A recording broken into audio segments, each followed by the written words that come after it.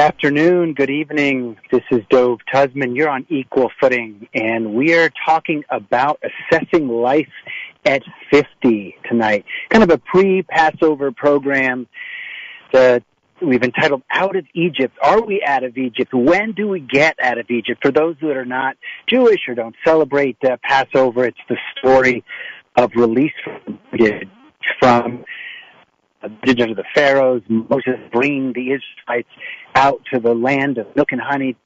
There's the desert in between, and lots of suffering, lots of doubt, lots of travails. I'm joined this evening to talk about assessing life at 50 with a fellow 50-year-old. I'm 49, a fellow 50-year-old, a lifelong friend, a longtime business partner, a successful entrepreneur, and a wonderful human, Tom Herman. Tom has 20 years. This is going to be fun. I get to read his bio. 20 years of executive experience, starting companies and leading development. Most recently is a president of Urban Singapore-based exchange that's on me. A little chance to talk about Tom's tech and entrepreneurial life. He founded Media in New York and was the second fastest growing company in New York City. He's also served as a COO. We were partners on this. The COO of Jump TV, which is a company that brought television content from all over the world to immigrant communities in West Urban North America. At Jump, he built operations over 200 linear TV stations, leading up to the company's IPO on Toronto and London stock exchanges. Over the course of his career, Tom has built platforms and exchanges for travel, real estate, video advertising, and streaming media industries. And his career, while beginning, we were both born, actually, where were you born? New Hampshire. Sorry, I was born in Boston. Tom's career started in Boston, but his life has ranged from Jamaica to Indonesia to the Caribbean and Latin America to Singapore. He resides in New Canaan, Connecticut. And Tom and I were together featured in the 2001 artist and entertainment movie Startup.com, which I'm always surprised to see is still on streaming platforms and available out there. And it was about the formation of our first company together, GovWorks, which we started in the 90s, just helping governments and citizens connect online. And Tom, perhaps most importantly, has been in the business of parenting for half of his 50 years. He has a 25-year-old daughter and a 4-year-old daughter. He's got 2 children in between.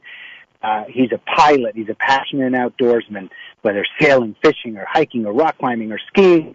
And I hope you don't mind, Tom, you're also a techno geek, which is you. So it's always good conversation. Tom, it's really great to have you here tonight.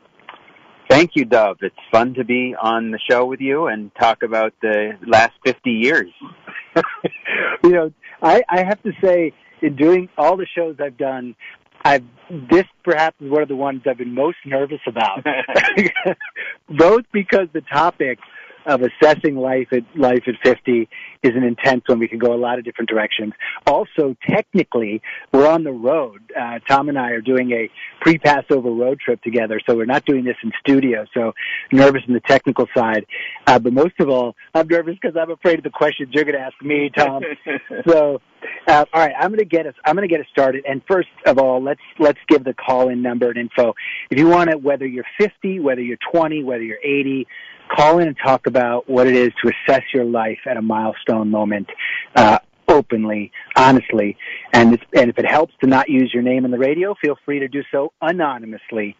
You can call into 718-303-9090. That's 718-303-9090.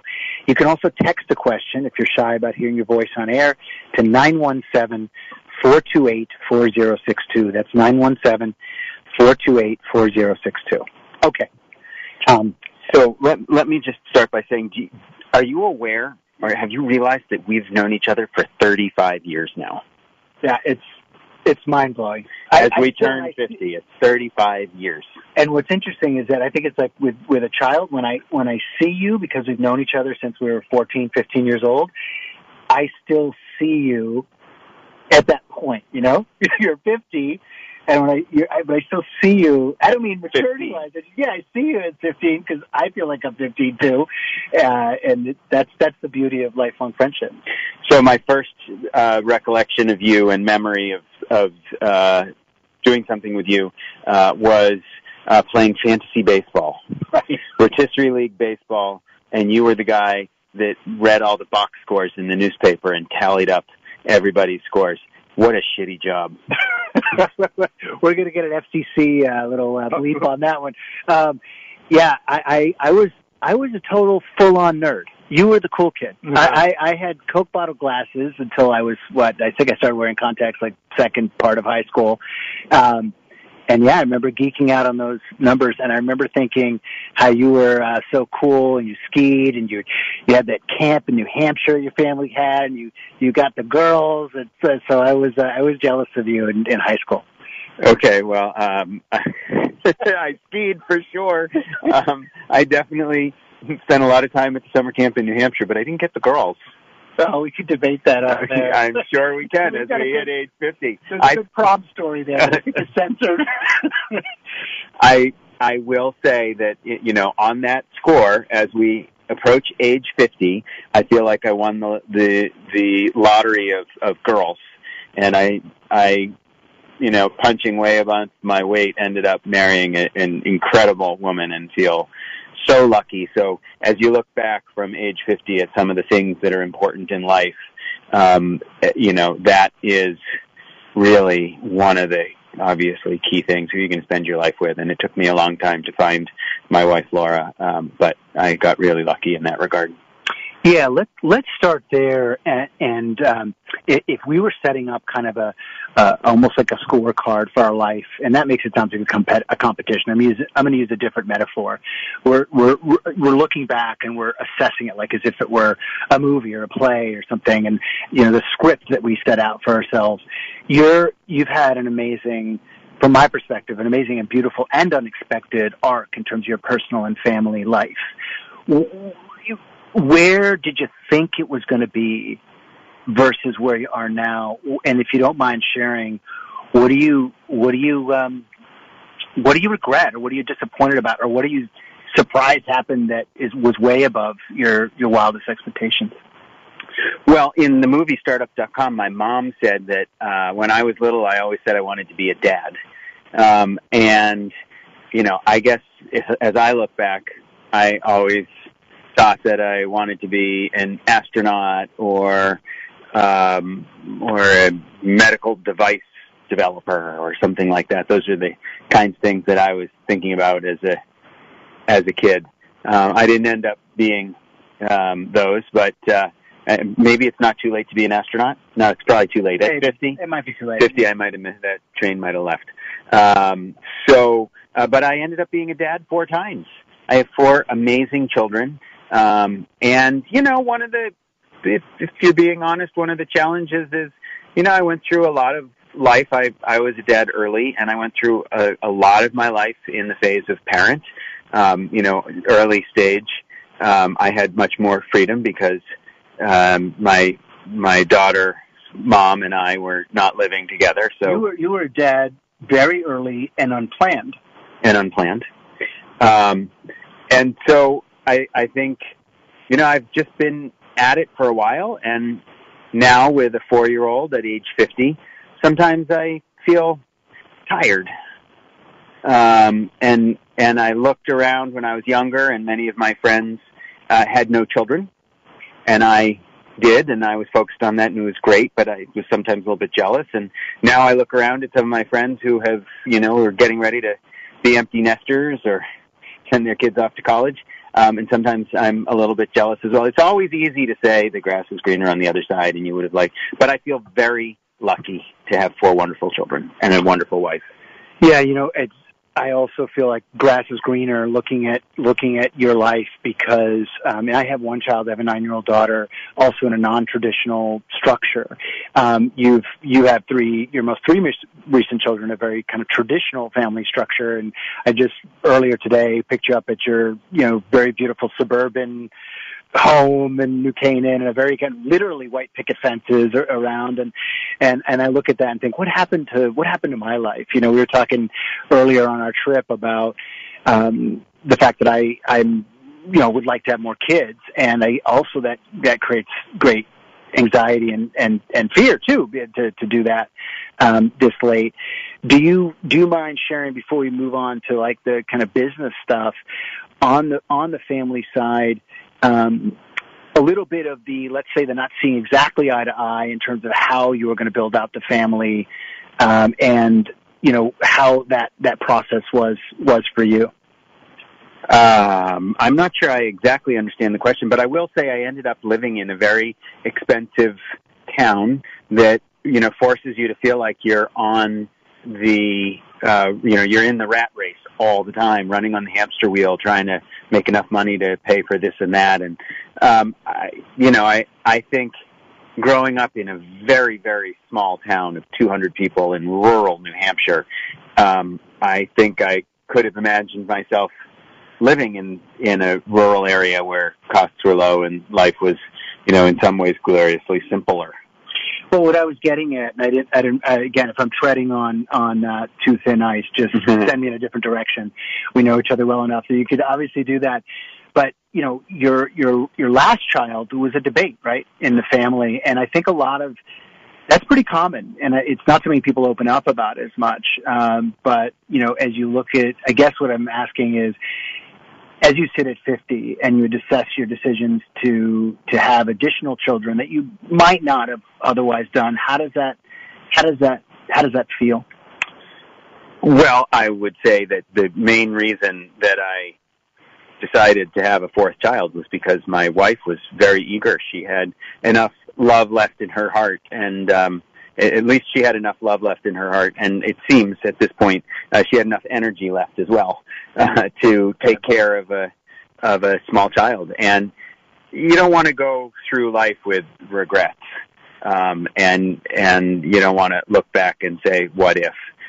So I want a happy wife, and that makes for a happy life. And so I think I made that decision, or we made that decision, for the right reasons. Yeah, and it doesn't change. It was obviously difficult in the moment. And let's talk a little bit, as long as I'm on thin ice. I'll continue. I'll go further out into the pond. Sex life. One of the things that we at least stylized about getting to our point as 50-year-old men is the supposed or often what is seen as a decline in sex drive, in at least that part kind of driving our life to some degree. In my experience, it's been a change. It's been a change in terms of the way that you kind of organize energy. And in a certain sense, it's been liberating, because it allows for, I don't know how to put it, but maybe creative energies to be channeled in other directions. Obviously, I'm looking at that for a large part of my life as a single man. I mean, I was married, in my 30s for a relatively short period of time. As a married man, what's the assessment at 50 around sex life? Around sex life? Well, there's an awful lot of it that's routine. And I think that makes it much, much simpler.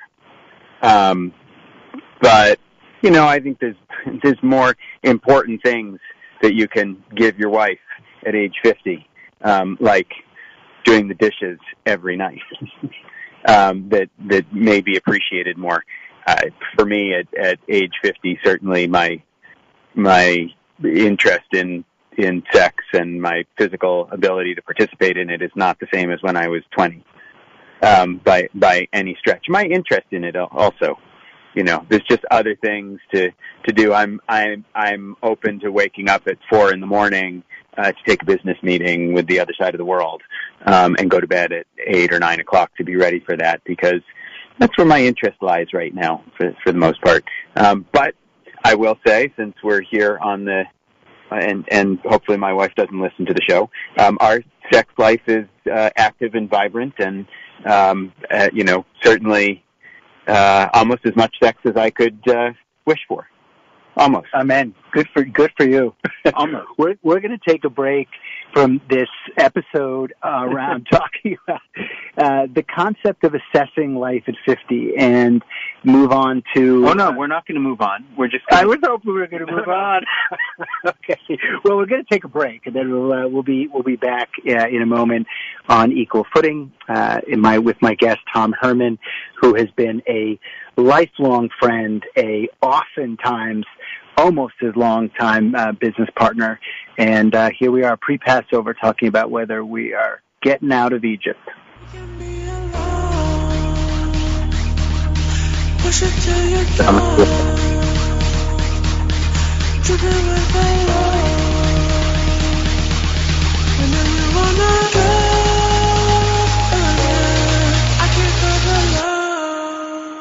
Equal Footing with Dov Tuzman is brought to you in part by Mechanical Art Capital.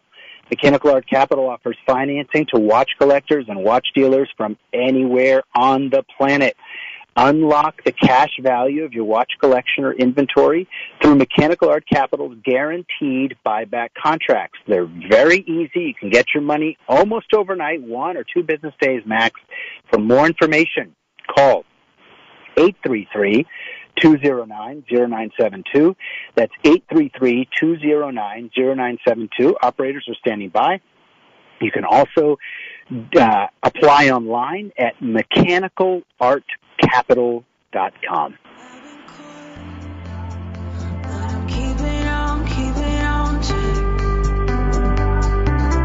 I've been torn, but I'm keeping on. All right, you're back on Equal Footing. I'm Dov Tuzman. I'm here with my guest, Tom Herman. We are out of studio tonight. It's fun. You know, we're sitting in front of the Traveler Restaurant, which is literally that's what it's called, the Traveler Restaurant. I think it's a perfect. It's perfectly appropriate to tonight's show. We're travelers, a short time on this planet. And a couple of weeks ago, we covered the concept of the afterlife and the soul and how they're connected, at least in Western religions. And whatever you may believe, this is a short journey.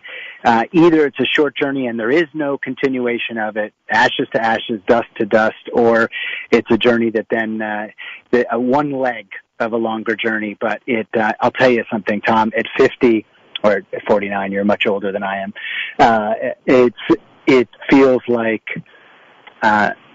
it feels to me like I'm still early in the journey, you know, and sometimes I have to actually step back and say, wait a minute, I've got X number of years of productive time left. And it's bizarre to me because, it feels like in some respects it's just starting. Do you have that sensation or do you feel old? So I feel old, and I went to an interesting birthday party, a 50th birthday party in Singapore about a year and a half ago. And it was an exquisite party for, this guy and his wife, who's a close friend of my wife, and their, best 150 friends. And it was an all-white party that, it's a old colonial white house, and everyone was dressed in all white clothing. And it was sort of a cool theme, very international because it's in Singapore, and people from all over the world were at the party. And I thought to myself, gosh, how would I realistically pull together 100, 150 people who would come and celebrate my birthday? Right. And thought that wouldn't happen. It wouldn't happen because of the geographical dispersion of your life. You lived in a number of different continents. It wouldn't happen because you've drifted out of touch with people. It wouldn't happen because you wouldn't want it to happen. Give us more color. It's hard to imagine 150 people showing up, even if I suppose if all of my friends from around the world happen to live in the same geography, that's possible. This couple had been living in Singapore, not for decades. So I thought it was pretty astonishing. And it was really, to me, sort of a view on where could life be at age 50 if you are one of the senior most faculty or administrators at a substantial Singaporean school or substantial educational institution in the United States. Tom, one of the things I've always admired about you is the authenticity and intensity. I think that's not the right word, and focus that you put on human relationships. Like your focus from even when you were a young teen has always been relationships first above any other motive. At least that's what it looks like, looking in from the outside. And I found it really fascinating that you just mentioned kind of the 150. I would challenge you on that. I think there's actually, many hundreds that would come to a birthday party. I think it would be more about your openness to it. And it's interesting that you said 150, that you used 150 as a marker. Because actually I was thinking about doing a show on Equal Footing about Dunbar's number. Have you heard of Dunbar's number? No. It's this concept in sociology, social psychology, that really 150 people is the maximum number that we are evolutionarily programmed to actually feel connected to in a meaningful way, because of the fact that, for tens or hundreds of thousands of years, we've been in small tribal units, not in the technically connected society that we're in. And I often feel like I've had in life made a choice at times to have more relationships with less depth. And I think that as I assess my life at 50, one of the things that I'd like to do from here into harbor, so to speak, is to kind of narrow that focus of relationships and deepen them. What I'm hearing though is, again, maybe a little bit of that grass is greener. What does that feel like to you? How do you want to manage your I'm not talking about your wife and children, your immediate family. Do you think about like navigating relationships from here to the end, so to speak? Yeah, I do. I mean, I think more about the friends, and I think about the business relationships that I have. I also look around my local community, and my wife is so social and is into meeting lots of people, but little things that are tough at this point. Sometimes I just forget people's names. Even people that I know pretty well, and maybe that has to do with turning 50 also. Okay, let's talk about mental health then. How about that transition? Sure. Okay. One of the things that I think has happened in since we were, college age is a broader acceptance of that mental health is like physical health, and more openness about it. I can say I have no problem, like, for example, saying on the air now that, I talk to a therapist once a week on, a variety of topics, whatever is appropriate for the moment. I don't think I would have been comfortable saying that even 15 years ago, for example. How would you assess where you are around, we're going to get to physical health, but I thought it would be interesting to start with mental health. How would you assess that at 50? Well, I have seen a therapist at times through life. I did in college a little bit, and I did a little bit afterwards when health insurance covered it. And I was never shy about that. I started that process with my parents as they were getting divorced, and I was, 13, 14, 15, 16 years old. We saw a family therapist, and that seemed pretty worthwhile, even though my parents still ended up getting divorced, so they weren't able to work out their differences, but at least I think it helped. I'm not seeing one right now, but I've often thought about it.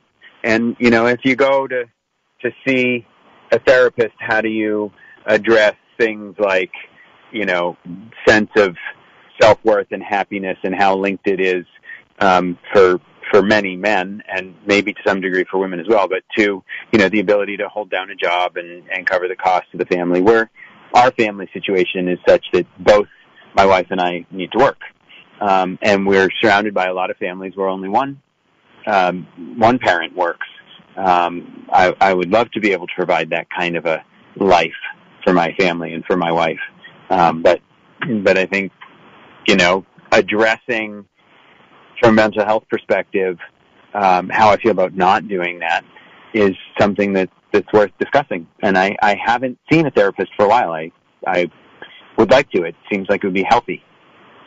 Do you feel like, and again, you can tell me anything's off limits here, but do you feel like you're attending to your mental health in it as much as you are attending to your physical health? I mean, sitting here with you and knowing you, the vast majority of our respective lives, you're such a physically active person. You're a very outdoors person. You're a runner, etc.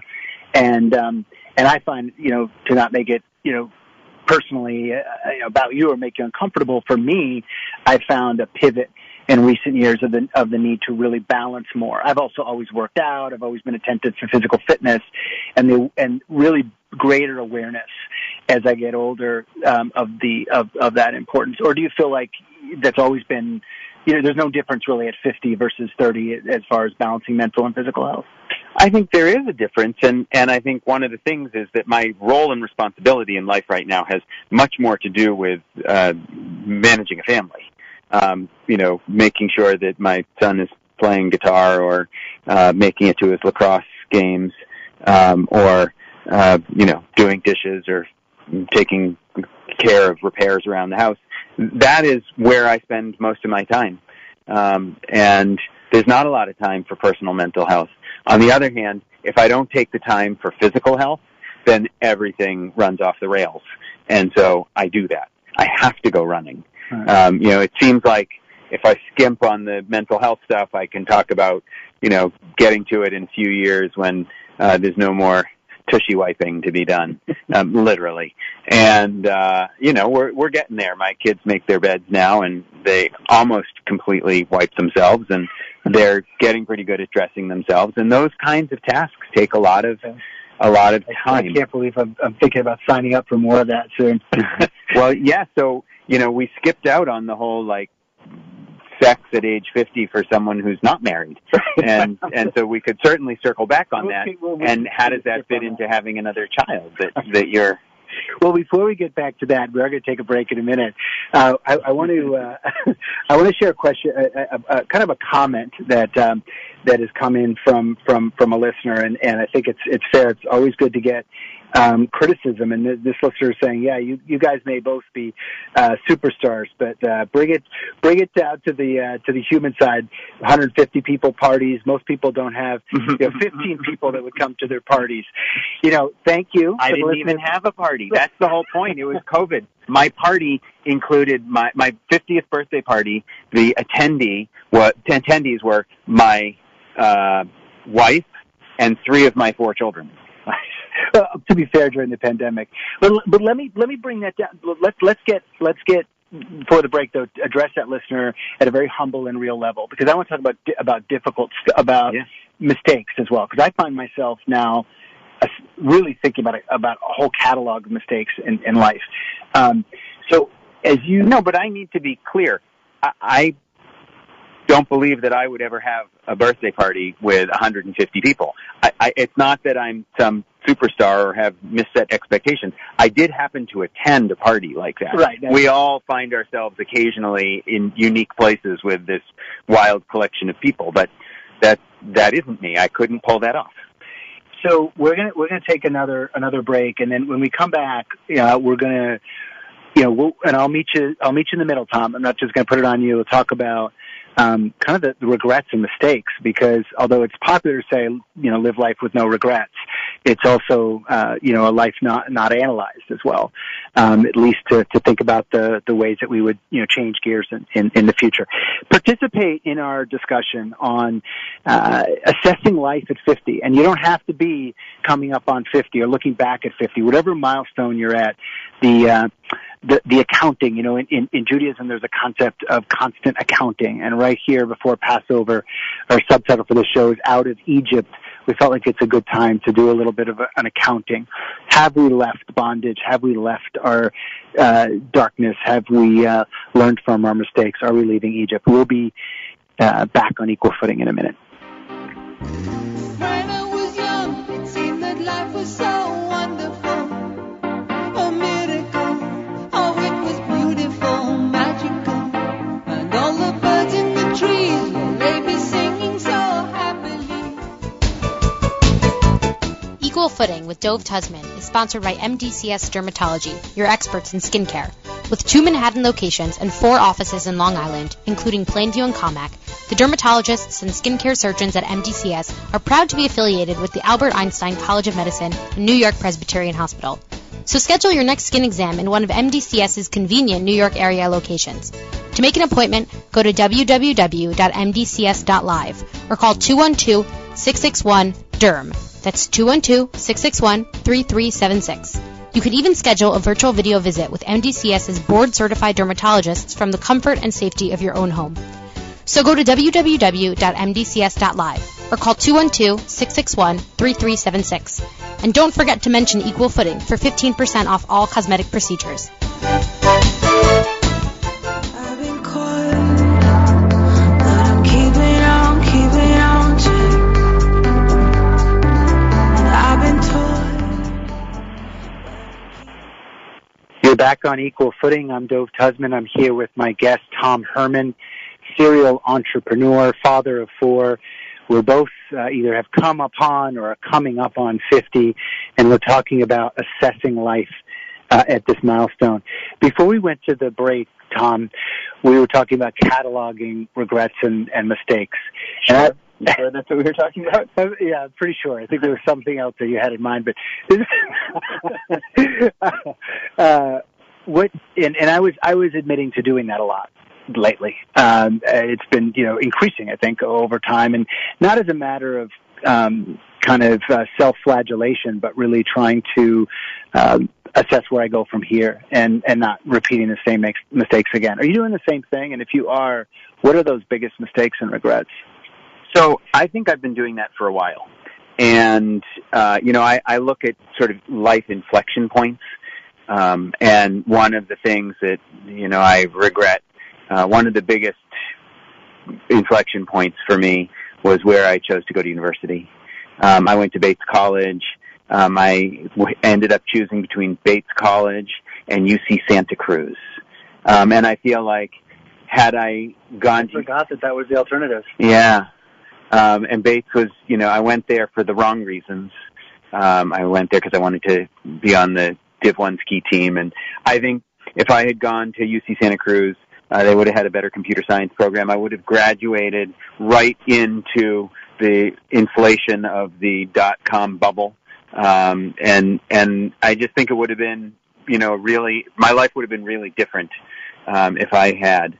And so that's certainly one of the life inflection points. If there's another major thing, it was doing my equivalent of a year abroad in Jamaica instead of in a Spanish-speaking country. So I spent, almost 2 years living in Jamaica working for the Jamaican Ministry of Health, like a Peace Corps thing.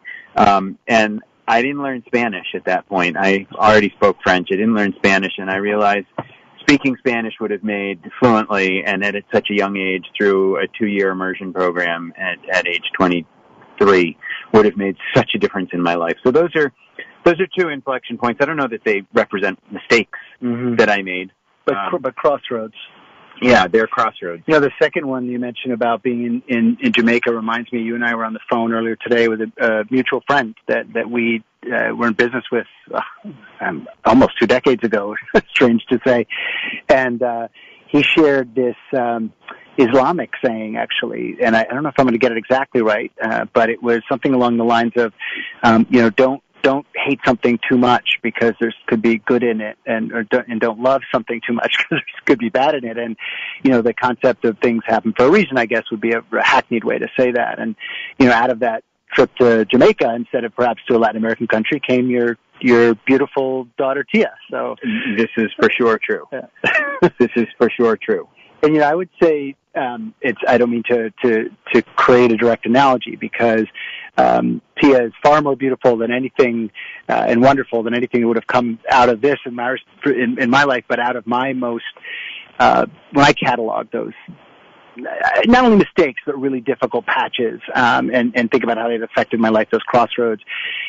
Being incarcerated, because I was incarcerated for 10.5 months in a horrible place and abroad. And you visited me there twice. Yeah, once in the bunker and once in La Picota. That's right. You actually you visited me in the really violent prison that I was in, which was absolutely nightmarish, and then also when I was in solitary as well, which was extraordinary to get those visits and your support. And And I never, it took me years to even think that I would sit and assess that experience in any positive way, but it happened more quickly than I thought. People would tell me that it would, and I don't mean to sound Pollyanna-ish. I would definitely, if I could live my life over again, I would not go through that experience, to be clear. But, you know, I wouldn't be taking, you know, so have taken or be taking steps in terms of every part of healthy life, loving and experiencing and forgiving, and charitable work and activism, this show, etc. If it wasn't to some extent because of that experience. So, having said that, can you give us? I know you talked about crossroads. Can you give us, if you don't mind, as you assess life at 50, like an actual regret, or is that something that you don't do? It's not something that I don't do, but I'm trying to think of some major regret that I have. And, you know, they're all small things. You know, I regret choosing to go to Bates College, as I said. It wasn't the right place for me, but what else do I regret? I think I regret not having gone back to school again after GovWorks. You know, I had this opportunity with a long severance period to, you know, gather my wits and apply to graduate school, and I didn't do that, and I regret that. You know, Tom, we've never talked about this. I regret that too. I'm not saying in your business. I mean, I regret in my own life. I regret not going back to school, and it's not too late, even at our advanced age of 50. Like, I may not be able to remember people's names, but I'm still pretty good at understanding new concepts. You know, I love that you said that, because there's without naming names, a loved one in my life who, when I have a family member who, when I've mentioned the fact that I've thought about, you know, going back and finishing a PhD and so forth, because I have some credits that I could apply, and you know, I've gotten kind of, you know, stop. Basically, in shorthand, stop dreaming, or stop, you know, and not a dream. It's very reasonable. You could do it. I mean, I think one of the reasons that you can do it is because you have the freedom of not having, this is an interesting thing to say, you have the freedom of not having to care for children on a regular basis. You could make it part of your life. For me, I don't have primary custody of my daughter. Yeah. For me, the primary excuse for not going back to school is the need for a job and the need to be home, and I think it's challenging. I've spoken with my wife a number of times about what kinds of continuing ed I could do, and, you know, would it make sense to do an executive MBA, or are there other things that might be less prestigious and potentially more useful? Well, for those listening where that you're thinking about that, wherever you are, you don't have to be at 50, it could be at 30 or at 80. You know, you have two people here sharing honestly and openly regret about not furthering education. So, I guess a kick in our respective pants, and also we have, by the way, a surprise. I'm told we have a caller who knows us both. If we could have the caller who's waiting be put on. In the meantime, I'll tell you, we also have a listener who said that we should go back to the other topic. So I'll leave that to you, Tom. If and when you want to go back to the other topic. Yeah, let's go back to the other topic right now. Hey, I think we have a caller on the line. Can you hear us? Are you even 50 yet, for Christ's sake? You want to introduce yourself? Hi, I'm Guns and Buns, otherwise known as David Camp, and a long-time friend of Paul and Tom's, who, by the way, according to my calendar, aren't even precisely 50 yet, unless I missed a birthday. Yeah, you missed the birthday, dude. I've been 50 for a while. And all right, David, well, then I missed a birthday. David, you're 50, and you were the first to cross the milestone. How are you? Do you want to give us your greatest life regret, or you want to give us a moment of inspiration? You always have great life wisdom.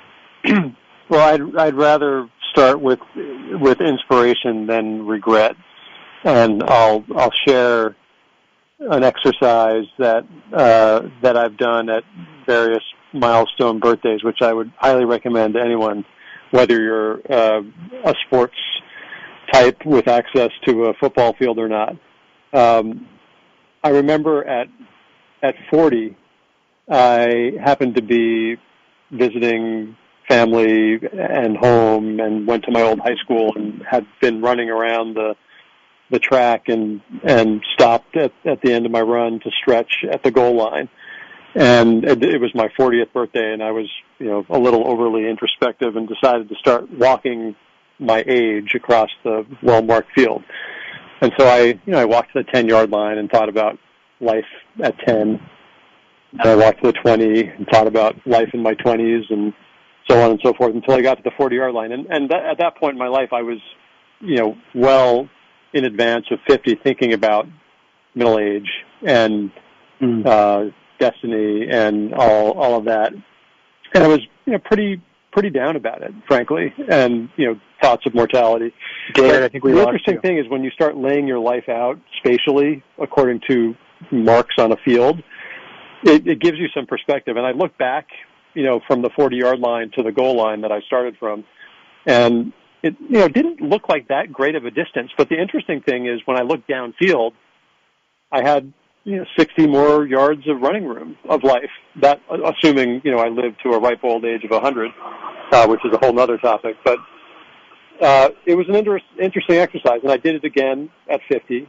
And, this time there was, equal distance behind me and in front of me, and so I had a slightly different view of what the future held. But it actually gave me some hope that sometimes when you get wrapped up in your head around age and mortality and aging, it can distort your view of what the future might be. So I left the field feeling better than I did when I got there. And David, for the audience's edification, you have a little bit, from my perspective, a more similar path to Tom's. You have two teenage girls, and you've been with your wife for a majority of your life at this point. Do you have any kind of grass is greener, or just straight up regret? Yeah. I find that it's less regret than it is about the recognition that for every life path taken, there are an infinite and opposite number of life paths not taken in just about every category, from right. Who you choose to marry to how you choose to raise your children, to what job to pursue, to what pastime to pursue, and for every opportunity taken, there's an opportunity cost somewhere else. And I used to torture myself about that, and sometimes I still do. But I think as I get older, and maybe it's either wisdom or cynicism setting in, I let that go and try my best to embrace what is and what may be versus what might have been. David, if you might mind me asking, when it comes to that looking back and looking forward, where does God fit into that equation? Has your belief or faith in some higher power, has it changed? Has it increased? Has it decreased? Where does that factor into your looking at the next 50 yards down the ball field and looking at the last 50 yards?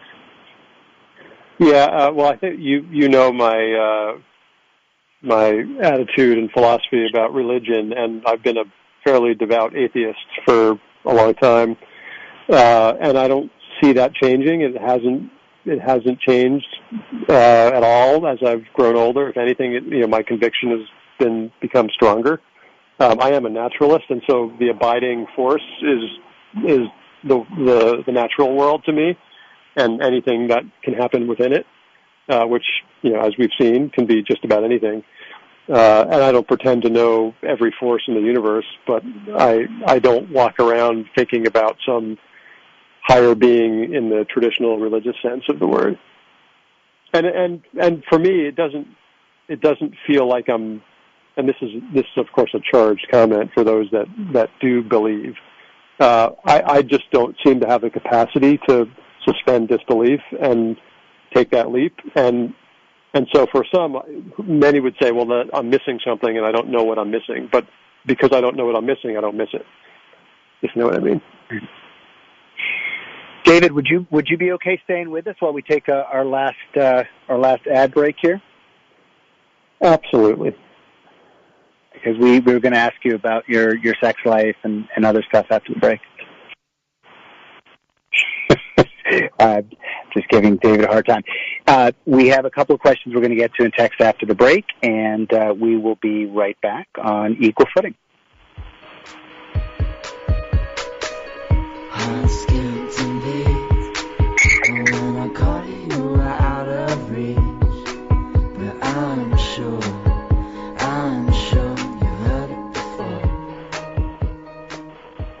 All right, this is not the segue that I had intended. I apologize up front. But let's talk about Manhattan Medical. This is a very important message for men from Manhattan Medical. I imagine, Tom, men, in our age bracket, or definitely above our age bracket. What is more emotionally painful than erectile dysfunction? That's being unable to have enjoyable sex. Manhattan Medical, utilizing the new effective GAINSWave therapy, can help you achieve excellent results. There are no expensive blue pills. It's non-invasive. It's surgery-free. It is painless. With Manhattan Medical, there are no side effects, and for most patients, wonderful results. Manhattan Medical's GAINSWave therapy can help you. Call now for a free consultation. Call 888-ED-CURE-9. That's 888-ED-CURE-9 or 888-332-8739. I'll tell you, this sponsor, Manhattan Medical, came to the show through a good friend of mine. He's in his 80s. He's in his mid-80s, and he has had terrific results, better than anything else that he had tried, and really brought the joyful sex back into his life. So call Manhattan Medical. Learn about this GAINSWave therapy. That's 888-332-8739 or 888-ED-CURE-9. And when you call, mention Equal Footing, and you will get a free consult.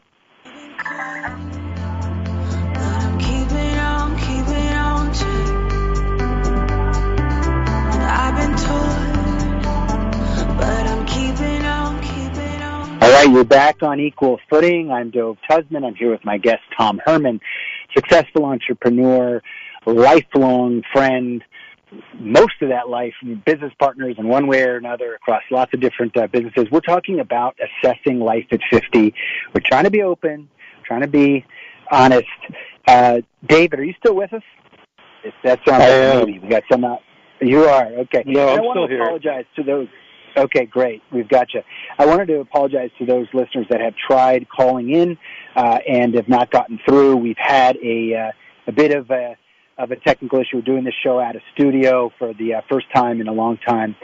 Tom, and I'll put the question for you as well, David. I don't want to end the show without talking about death, loss, grief, something that touches us later in life more than it does early in life. I know all three of us have been touched by that, whether it's the loss of a loved one or the real pain, mental or physical, of a loved one.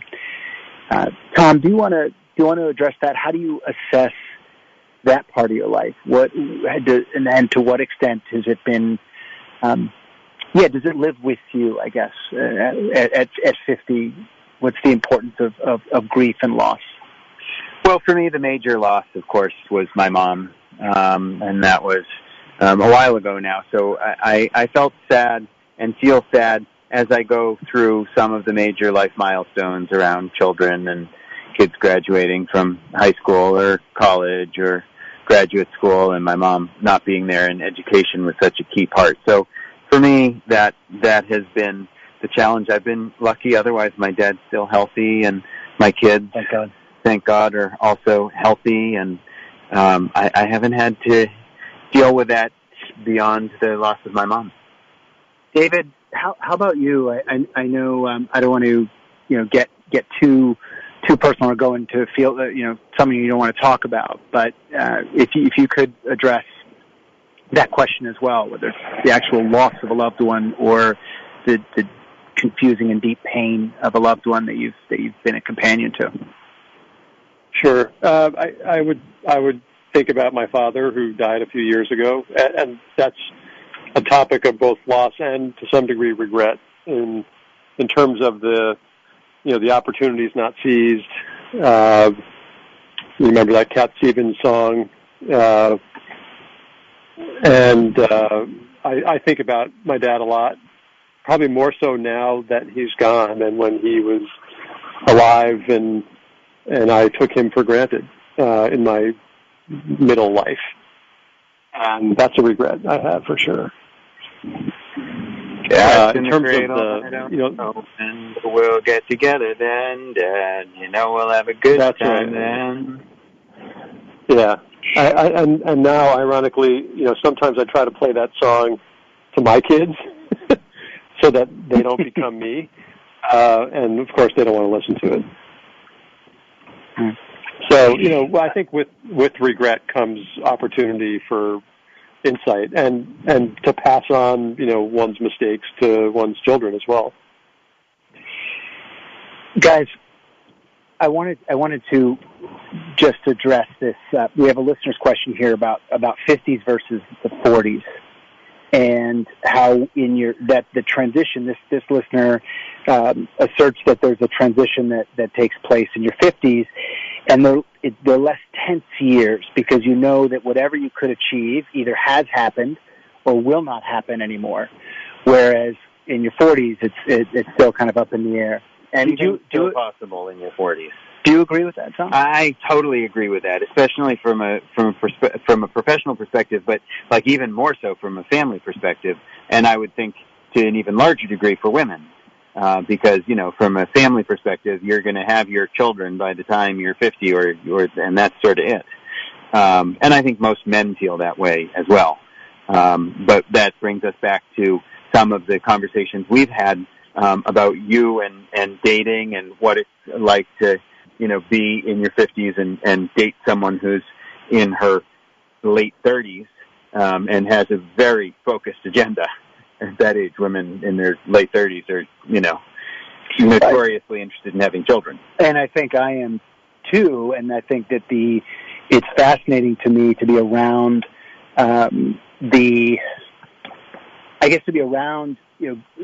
friends like you where that is not even on the table anymore. Right.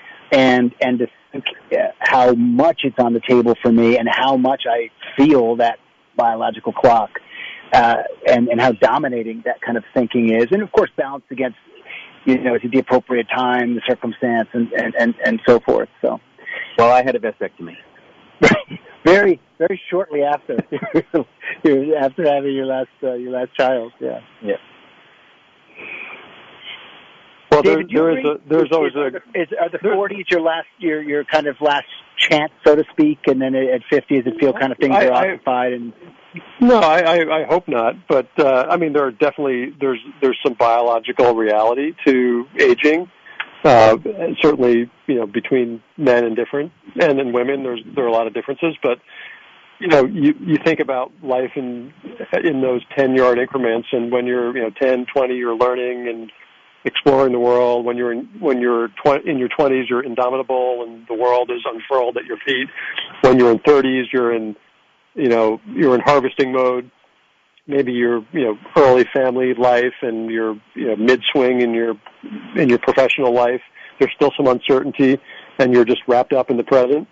And then when you start, I think for me at least, when I got into my 40s, I started thinking about life later, and maybe I was an exception in that respect. But the 30s and 40s are definitely harvesting years, and then as you get into your 50s, I suspect that I'm still early in that realm. It becomes more about legacy and purpose, and trying to earn some wisdom from all those previous years.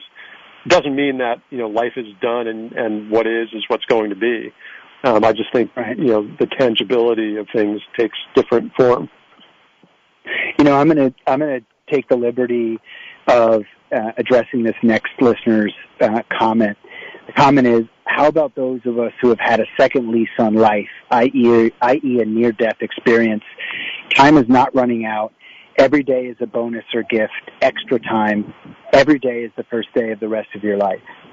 And I had, as some listeners know, a near-death experience about 5 years ago. Came very, very close to losing my life. And it did completely... I would describe it as almost like, what were those little balls that we played with as kids where you shake the Magic 8 Ball?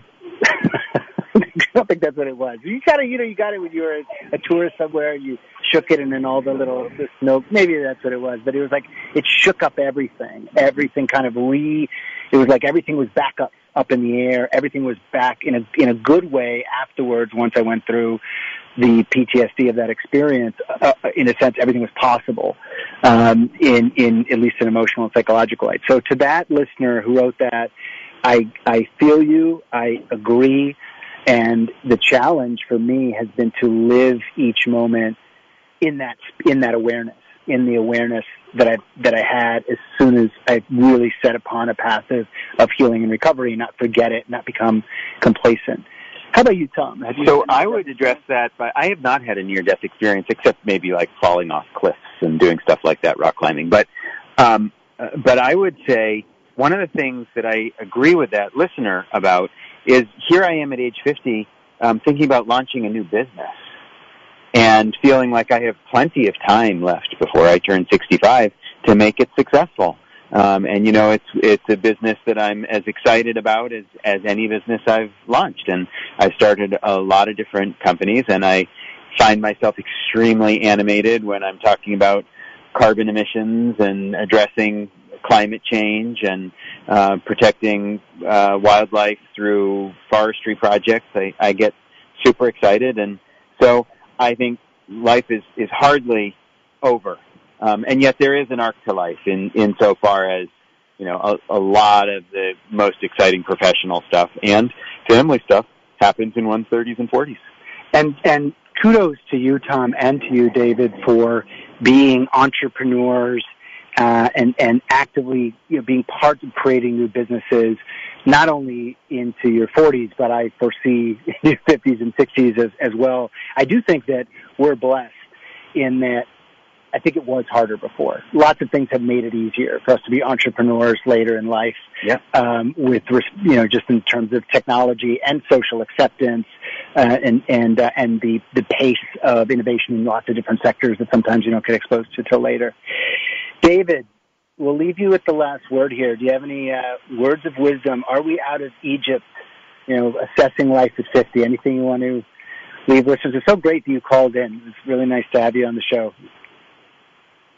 I just say, back to the 50-yard line of life metaphor, I would urge anyone at any stage in life to just get introspective and take a break and pause every once in a while and just walk out to your age on the field and think about where you've been and where you're going. Because as Tom said, done tonight.